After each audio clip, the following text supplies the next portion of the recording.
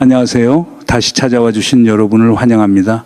정청래 전 대표가 페이스북에 때리면 맞겠다라고 적은 그 순간 정확히 반대편에서 무슨 일이 벌어지고 있었는지 아십니까? 이게 그냥 민주당 내부 당권 다툼처럼 보이시죠?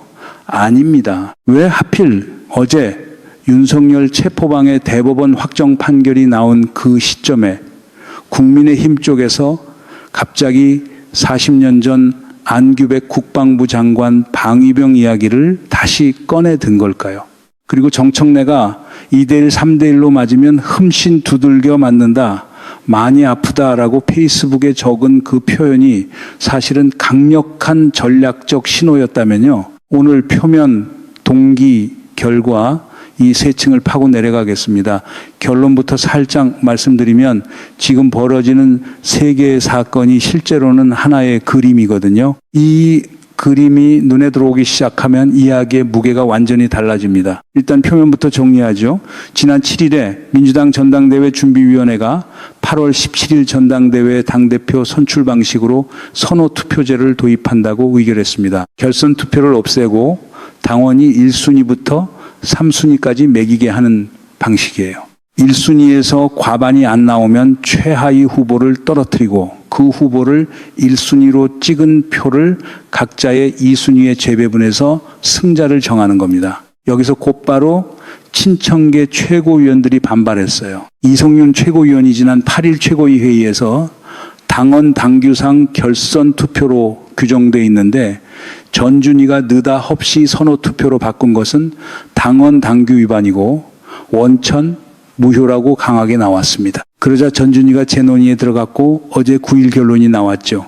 당원 당규 위반으로 보기 어렵다가 다수 의견이었고 공은 최고위로 넘어갔습니다. 문제는 지금 최고위 구성이거든요. 민주당 최고위원 9자리 중에 당대표는 사퇴로 공석이고 이현주 전 최고위원도 지방선거 패배 책임으로 사퇴했어요.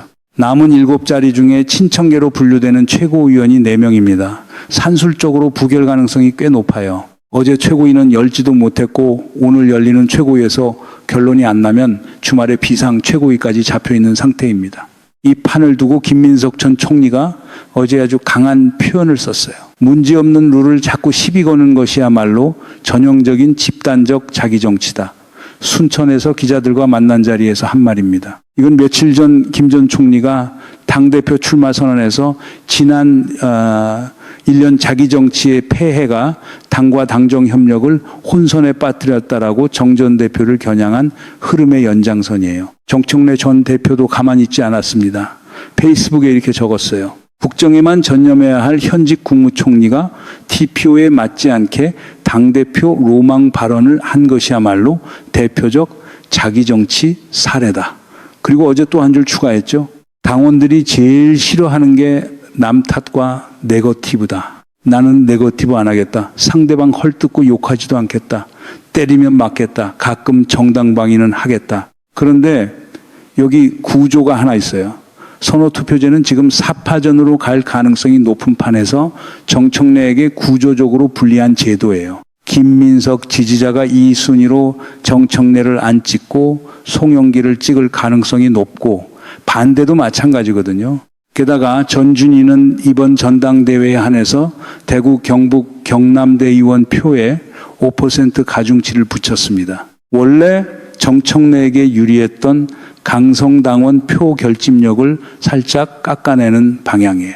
한번 보세요. 매일 두들기는 쪽은 지치거든요. 근데 매일 맞고 있다고 앓는 소리 내는 쪽은 오히려 안 지치는 겁니다. 지난 전당대회 그림이 정확히 이거였어요. 여기서 우리가 놓치면 안 되는 게 하나 있습니다. 이 공방이 벌어지고 있는 바로 그 시점에 완전히 다른 뉴스가 하나 조용히 내려왔거든요. 그럼 결국 이 얘기 김민석 대 정청래 파벌 싸움 아닙니까? 여기서 결론 내리고 넘어가고 싶은데 사실은 어제 대법원이 내린 판결 하나가 이 판 전체의 무게중심을 완전히 옮겨놨습니다. 그게 뭐냐면요. 어제 오후 2시 대법원 3부에서 재판장 이응구, 주심 이수견 대법관이 상고를 기각하고 원심을 확정했습니다.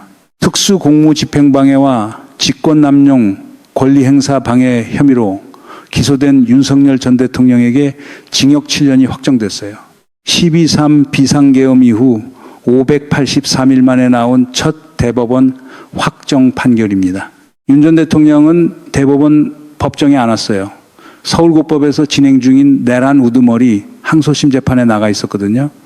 즉시 미결수에서 기결수로 신분이 바뀌었습니다. 이날 판결이 특별한 이유는 형량이 아니에요. 대법원이 판결 이유를 이례적으로 공개적으로 설명하면서 두 가지 법리에 딱 못을 박았거든요. 첫 번째, 헌법 84조 불소추특권의 본질을 고려하면 재직 중 형사상 소추가 금지되더라도 수사까지 전면적으로 금지된다고 볼 수 없다. 이게 무슨 얘기냐면요. 대통령이라도 재직 중에는 재판에 회부되지 않지만 조사는 받을 수 있다는 겁니다. 그동안 논쟁이 있었어요. 대통령은 아예 수사도 못 받는다는 해석부터 기소만 안 된다는 해석까지 다양했거든요. 대법원이 처음으로 이 선을 그은 거예요. 이재명 대통령을 포함해서 앞으로 모든 대통령에게 적용되는 기준입니다. 두 번째, 공수처는 직권남용죄를 수사하다가 관련 범죄로서 내란죄까지 수사할 권한이 있다는 판단이에요. 윤 전 대통령 측이 583일 동안 계속 반박해온 논리, 그러니까 공수처에는 내란죄 수사권이 없다는 주장을 정면으로 각하한 겁니다.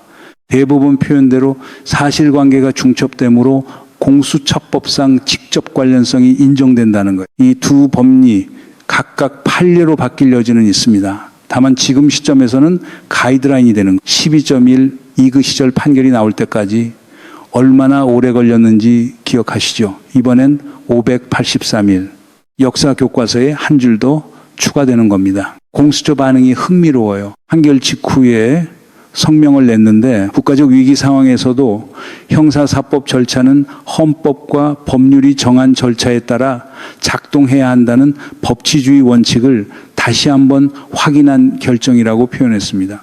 583일 동안 공수처가 수사권한 문제로 얼마나 시달렸는지 이 한 문장에 다 들어있어요. 반면 윤석열 측 변호인단은 재판 소원 등 헌법재판 절차를 통해 이번 판결의 위헌성을 다투겠다라고 반박하면서 대법원이 전원합의체 심리조차 생략한 채 촉박하게 상고를 기각했다며 사법의 정치화 운운했습니다. 근데 형법상 대법원 3부 판결이 그대로 확정되는 게 원칙이에요. 이 방식을 두고 사법 정치화라고 하려면 그동안 자기들이 유리하게 이용한 대법원 소부 판결들까지 다 논리적으로 뒤집어야 하는 겁니다. 윤 전 대통령이 지금 받고 있는 재판이 몇 개인지 아세요? 전부 8개예요.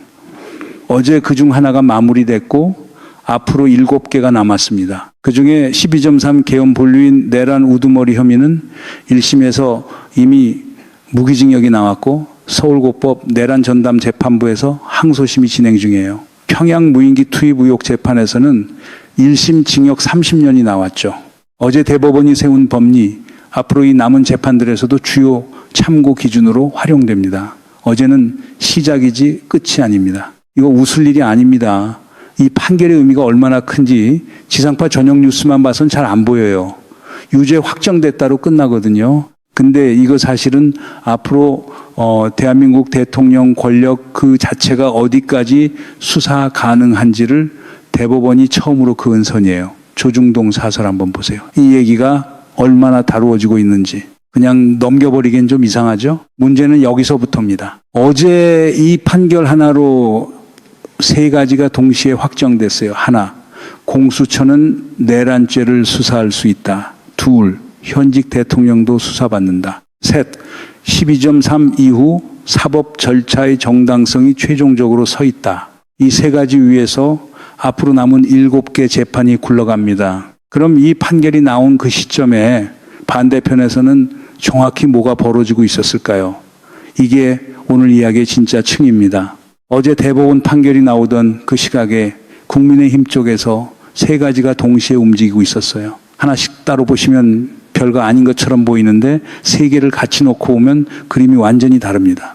첫 번째, 한동훈 의원과 안철수 의원의 신랑이 안철수 의원이 추경호 현 대구시장 재판에서 증언을 했는데 12.3 그날 밤 11시대의 최고위원들을 당사로 소집한 게 한동훈 전 대표가 먼저였다는 취지의 얘기가 나왔어요. 그러자 한동훈 의원 쪽이 강하게 반박합니다. 문제가 되는 시간대는 12시 이후 계엄 해제 표결 방해 국면이지 그 전 11시대는 관련 없다. 안철수 의원 측은 그냥 기억나는 대로 진술한 거고 이 문제를 키우는 건 오히려 한동훈 쪽이다. 이렇게 서로 공을 주고받고 있습니다. 여기서 실제 재판 자료로 나와 있는 그날 밤 시간대를 한번 보시죠. 추경호 당시 원내대표가 소집 장소를 4번 바꿉니다. 밤 11시 3분 국회로 오라. 11시 9분 당사층으로 오라. 그 다음 11시 12분에 한덕수 총리와 7분 통화. 11시 22분에 윤석열과 1분 통화. 11시 33분에 다시 국회로 와라. 그리고 자정 넘겨서 0시 3분에 또다시 당사층으로 와라. 이렇게 서너 번 오락가락한 게 다 시간별로 자료화됐어요. 코미디입니다. 코미디. 이게 참 웃긴 게요. 한동훈과 안철수가 서로를 공격하는데 그 공격이 결국 12.3 당시 국민의힘 내부 지휘 체계가 얼마나 우왕좌왕했는지 언제 어디서 뭘 했는지 이 자료를 낱낱이 재판부에 제출하는 결과가 됩니다. 뭐 하자는 겁니까 진짜? 딱 누워서 침 뱉기예요. 두 번째, 안규백 국방부 장관 방위병 시절 탈영 의혹의 재점화. 지난 6일에 김영수 청렴사회를 위한 공익신고센터 소장이 국회 소통관에서 기자회견을 열었어요. 이분은 해군 예비역 소령이고 2009년 군납비리를 고발했던 분입니다. 김 소장은 안 장관이 1983년부터 방위병으로 복무하다가 1984년경 7개월 정도 무단으로 군무를 이탈했고 헌병대에 체포돼서 30일 구금됐다가 8개월 추가 복무를 했다는 주장을 폈습니다. 그리고 지난 6월 27일에는 안 장관을 국회에서의 증언 감정 등에 관한 법률 위반 혐의로 경찰에 고발했어요. 서울 용산 경찰서에 접수됐고 7월 16일에 김 소장 고발인 조사가 예정돼 있습니다. 여기서 짚어야 할 팩트가 하나 있어요. 이 의혹은 새로운 게 아닙니다. 지난해 인사청문회 때 이미 나왔던 얘기예요. 안 장관은 그때 병적 기록상 실제와 다르게 돼 있고 어찌 보면 병무행정의 피해자다라고 답변했습니다. 방위병 복무기간이 원래 14개월인데 병적 기록에는 22개월로 돼 있었거든요. 안 장관 해명은 조사반이 며칠간 조사한 기간이 복무일수에서 빠져서 추가로 며칠 더 복무했다. 그래서 소집 해제일이 8월로 밀린 것뿐이다. 국민의힘도 이번에 국방위 쪽에서 확인해 보면은 새로운 팩트는 없다고 인정합니다. 그런데 새로운 팩트도 없이 40년 전 얘기가 왜 지금 재점화됐을까요? 이 시점이 참 흥미로워요. 안 장관 탄핵을 요구하는 국회 국민동의 청원 동의자가 지금 30만 명에 육박합니다. 사관학교 통합 반대 청원도 12만 명을 넘었어요. 그리고 지난 8일에는 육해 공군 사관학교 총동창회가 국회 앞에서 통폐합 반대 총궐기 대회를 공동으로 열었습니다. 창군 이래 새 사관학교 총동창회가 특정 국방 정책을 저지하려고 공동 집단 행동에 나선 게 이번이 처음이에요. 그리고 지난 6일에 국방부가 발표할 예정이던 국군 사관학교 창설 기본계획 브리핑이 100분 전에 돌연 연기됐습니다. 세 번째, 이 총력전의 진짜 뿌리에 육해 공군 사관학교 통합계획이 있어요.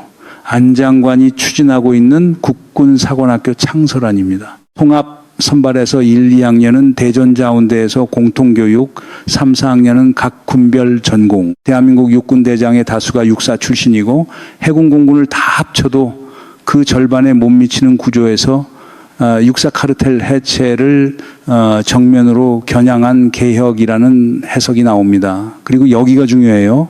12.3 비상겸 당시 육사 선후배 관계로 지휘체계가 움직인 게 사실로 드러났잖아요. 그 카르텔을 흩뜨리려는 정부개혁 시도에 대해 반대 세력의 총력전이 지금 시작된 겁니다. 반대 논리를 들어보면 각자의 명분은 있어요. 김요한 전 육군 참모총장은 통합보다 초급 간부의 열악한 복무 여건 개선이 우선이라고 지적했고, 정상화 전 공군 참모총장은 대한민국 군이 어떻게 싸울 것인지에 대한 그림이 먼저 나와야 한다고 우려를 표했습니다. 해군 공군 원로들도 각 군 정체성이 통합으로 훼손된다는 목소리를 내고 있어요. 물론 이런 지적 진지하게 들여다볼 부분이 있습니다. 다만 이명박 정부 때도 사관학교 통합이 추진되다가 무산된 이력이 있고 그때도 각 군 원로들의 반대가 컸거든요. 결국 통합 논의는 매번 이 저항의 벽에 부딪혔던 겁니다. 지금 왜 하필 이 시점에 반대가 총궐기 대회 형태로 결집됐는지 그 배경을 같이 봐야 하는 이유예요. 자, 이제 세 개를 같이 놓고 보세요. 하나, 12.3 당시 국민의힘 내부가 어떻게 움직였는지 재판에서 스스로 드러남. 둘, 12.3 핵심에 있었던 육사 카르텔을 해체하려는 국방부 개혁이 총궐기 반대에 부딪힘. 셋, 그 개혁을 지휘하는 안규백 장관 개인을 40년 전 얘기로 흔들려는 시도. 이거 서로 다른 세계의 뉴스가 아니에요. 딱 도둑이 재발저리는 그림이에요. 12.3 책임 규명이 진행될 때마다 그 아픈 자리마다 반응이 나오는 겁니다.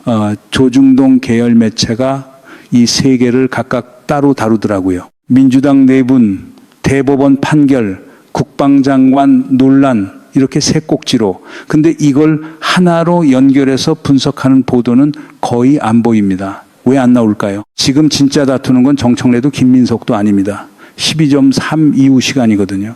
이 얘기가 무슨 얘기냐면요. 정청래 전 대표가 지난 전당대회 때도 정확히 이 그림을 그렸어요. 명심은 박찬대에 있다. 의원 100명이 그쪽을 지지한다. 이런 얘기가 다 나왔죠. 정청래는 단기 필마 약자 포지션이었습니다. 결과가 뭐였습니까? 압도적 승리였어요. 그러니까 때리면 맞겠다라는 이 문장, 이번에 문장 그대로 안 읽으셔도 됩니다. 강성당원의 마음이 어디로 결집되는지 정확히 계산한 전략적 위치 잡기예요.